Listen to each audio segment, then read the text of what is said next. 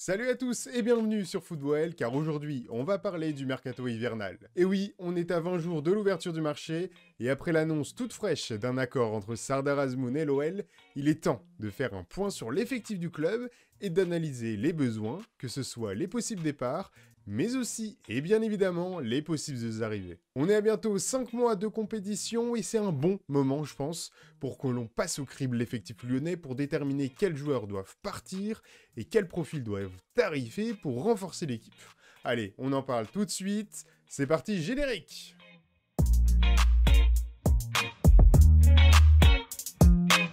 Tout d'abord, on va garder le sourire et lister ensemble ce qui fonctionne bien. Et pour commencer, et contrairement à ce qu'on avait pu cibler comme faiblesse dans notre vidéo du Mercato estival, l'une des satisfactions de ce début de saison, c'est sans aucun doute le poste de gardien de but. On a un Anthony Lopez qui a retrouvé le niveau de performance qui a fait sa gloire passée, et un Julian Pollersbeck qui lui aussi a su montrer toute sa fiabilité quand on en a eu besoin. Notamment le clean sheet contre Monaco et aussi le match plutôt ok contre les Rangers il y a quelques jours. Un autre point satisfaisant dans cette OL 2021-2022, eh bien c'est le double pivot du milieu de terrain. Il a été mis en place par Peter Bosz dès la 3e journée de Ligue 1 contre Clermont, et cette paire, le plus souvent Guimarães-Cacré, a apporté beaucoup de stabilité dans la conservation du ballon et à la relance. On a des Boateng, Denayer, Diomandé, pour ne citer que, bref, nos défenseurs centraux, qui leur confient le ballon pour qu'un Guimarães ou qu'un Cacré puisse orienter le jeu vers les latéraux,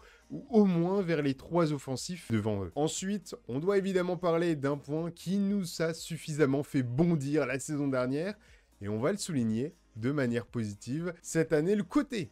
C'est terminé les boulettes de Maxwell Cornet, latéral gauche, on a un Emerson qui est venu apporter de la sérénité, du métier, et surtout de la fiabilité.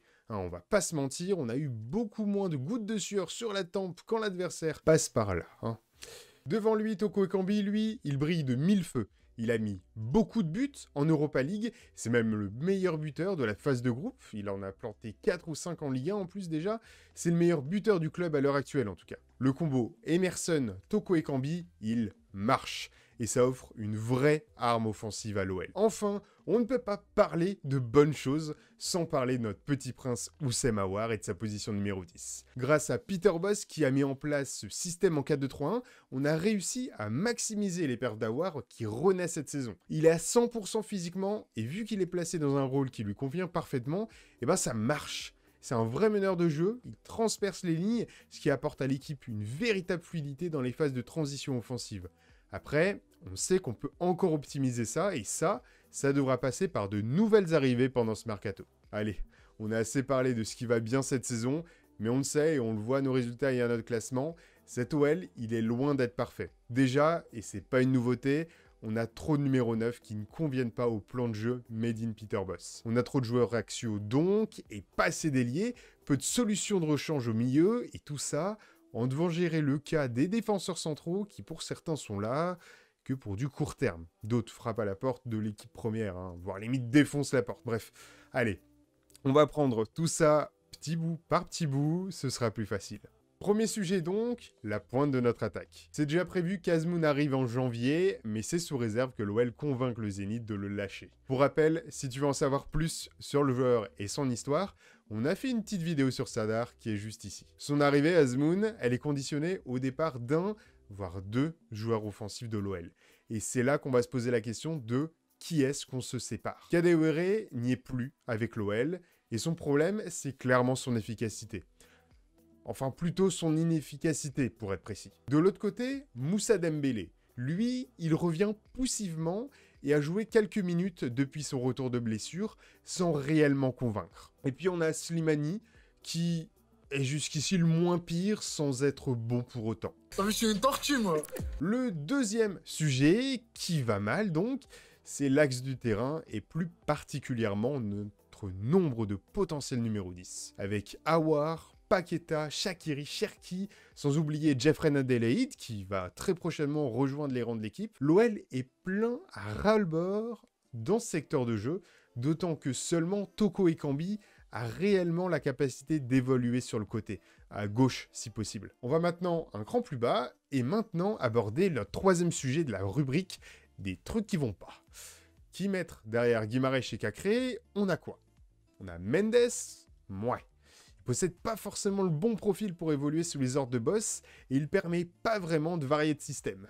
C'est assez limité avec lui, et surtout le Brésilien souhaite quitter le club depuis l'été. Qui d'autre donc? Habib Keita? Il n'a pas encore montré pour le moment qu'il avait le niveau d'être sur le banc, en tout cas un banc du standing de l'OL. Quant à Florent da Silva, bon, c'était la grande satisfaction de la préparation estivale pendant les matchs amicaux, mais depuis il a totalement disparu du groupe lyonnais, donc pas de suite je dirais. Allez, dernier sujet à aborder, sinon on va se tirer une balle dans la tête, c'est la question de la charnière. Si on fait l'hypothèse que le 4-2-3-1 ne va pas faire vraiment long feu et que Peter Bosz impose son 3-4-2-1, donc une défense à 3, la question des défenseurs centraux devient très importante cet hiver. Diomandé, lui, il est blessé. Denayer également, d'autant que le Belge a toujours pas prolongé son contrat, et puis Boateng et Da Silva sont venus pour du très court terme avec l'OL, ce qui offre pas beaucoup de possibilités et de visibilité sur l'avenir. Tout ça, ça nous amène à nous séparer, et c'est dans le meilleur des cas, de Mendes, Shaqiri, Kadewere et Dembélé. Quant à Slimani et Denayer, vu qu'ils seront en fin de contrat dans 6 mois, et qu'ils ne devraient pas être prolongés, vu le salaire et les perfs sportifs qui sont pas ouf, les deux sont des départs qu'on va devoir anticiper, et surtout 2 postes où il va falloir prévoir la suite. Il va surtout pas falloir se rater en fait. Ça y est, on arrive au moment de la vidéo que tu attends le plus, c'est celui de répondre à la question, qu'est-ce qu'on fait en fait avec tout ça? D'après nous à Football, on a besoin, dans un monde idéal je précise, de 4 recrues. Un attaquant, qu'on a déjà en fait, en accord avec Azmoun, d'un ailier, tu sais, celui percutant qu'on a demandé, et qu'on demande encore depuis très longtemps, d'un milieu de terrain et d'un défenseur central. Mais pour ça, plusieurs joueurs vont devoir plier bagage, et ça, dès cet hiver. Déjà, il nous faut un numéro 9. On l'a déjà dit, Kadewere ou Dembélé, les deux semblent inadaptés au système de jeu lyonnais. Slimani, lui, il fait poussivement le job, mais il a 34 ans, enfin il aura 34 ans en fin de saison, ce qui fait que l'on doit penser à l'après sans lui. Peter Bosz, lui, il réclame depuis son arrivée un attaquant mobile, technique, complet, en somme, Sardar Azmoun, c'est le candidat idéal. Tant en termes de disponibilité, vu qu'il peut arriver dès cet hiver, que de prix, vu qu'il s'y vient ce mercato, ce sera pour environ 3 millions d'euros, et sinon, ce sera l'été prochain, et ce sera pour 0. Son arrivée va pouvoir stabiliser le 11, vu qu'il a un profil qui se combine super bien avec les qualités d'organisateur d'Oussama Aouar, de percussion de Paqueta et de jeu en profondeur de Karl Toko Ekambi. Et puis en bonus, Sardar, il nous sera bien utile en janvier, quand on perdra Kadewere, Toko Ekambi et Slimani qui vont aller jouer la CAN. Ensuite, vu qu'on a trop de joueurs axiaux et que l'absence d'ailier est un problème de longue date de l'effectif, il nous faut absolument un joueur de couloir, comme dans la vidéo Mercato Estival. C'est indispensable qu'un ailier arrive pour renforcer l'équipe, surtout si le 4-2-3-1 perdure. Alors de préférence à droite, où le profil de Shaqiri qu'on a signé cet été pour faire ce job en fait, sonne déjà comme une erreur de casting. On pourrait aussi parler de Jesus Corona, on vous en a parlé dans une précédente vidéo, elle s'affiche juste là si jamais tu ne l'as pas encore vue. Ce genre de profil serait parfait pour compléter les offensifs. Plus bas, au milieu de terrain, avec le départ de Mendes, il nous faut un profil plus à même de s'adapter au style de jeu de l'équipe. Ce joueur, il doit être à l'aise dans un double pivot ou un milieu à 3 que Peter Bosz a pu tester ces derniers mois. On recherche un joueur actif dans le jeu sans ballon et qui est capable d'aider à la relance vu qu'il a une belle qualité de passe au sol. Enfin, on espère. En tout cas, meilleur que Mendes.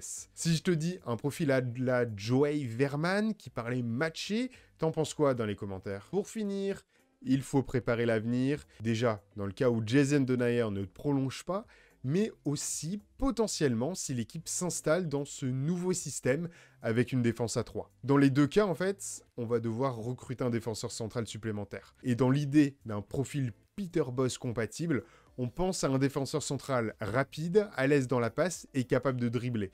Et pour ça, on pense à des profils comme le Lensois Facundo Medina ou au Rotterdamois Marcos Senesi. Et tout ça, c'est sans oublier qu'Emerson est à l'OL qu'en prêt. Et que même s'il dit vouloir rester à l'OL, Chelsea va pas vraiment nous l'offrir pour Noël. Mais bon, on en saura plus cet été. Pour rappel, cette vidéo, c'est notre plan pour un Noël made in football et c'est pas une tentative forcément de prédire ce qui va se passer en vrai, même si, de notre point de vue, ce serait cool. Et avec le changement de directeur sportif et au vu des finances du club, c'est même fort probable qu'on aura le droit à un beaucoup moins de changements. Enfin bref, maintenant, tu as une meilleure idée de ce qu'on a en tête du côté de l'OL et on aura l'occasion d'y revenir en fin de saison. J'espère que cette vidéo t'a plu et merci à toi de l'avoir regardée. N'hésite pas à la liker, à commenter avec des idées de joueurs que tu as en tête et à partager la vidéo si elle t'a plu. Allez, on se dit à la prochaine. Merci de ta fidélité et à très bientôt.